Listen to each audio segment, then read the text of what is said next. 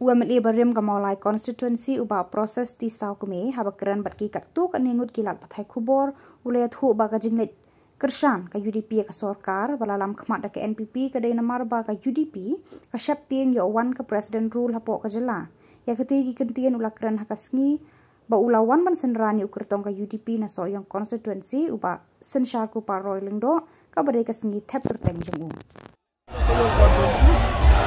nakaliang jom ka parti hi berawai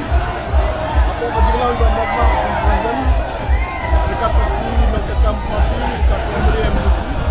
parti voters dekat women school gitu dua ni bersembran mata yang kami demi persojong jadi kalau jikanan bukan di sini persojong pada jika pak jalan ibadah mau sosok untuk kasih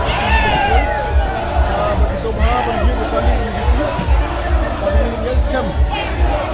bagi pajak hang ni tim baru kemai sukan ini mana lagi yang job tunjuk kepada parti ini dan yang lain menefan mai satu dah kami tahu dengan kowe tunjuk saya kowe bagi bagi kita yang UDP pada itu yang selesai kalau UDP kami telang buat ke NPP, kaya kebangi clean yang wan ke present rule apa jangka mereka UDP ketika mereka parti, mereka scam kalau apa yang berok dia, parti scam kalau lebih nak ni juga show sabar, jadi scam kalau kaji mobil kemudian, nak mereka kasih syarat mereka ada video jangka ini berapa, ilham dia kebantan itu bertelang. Kamu tu nak belajar juga kalau kepada yang tinggi kau dan rai kamu tu mata,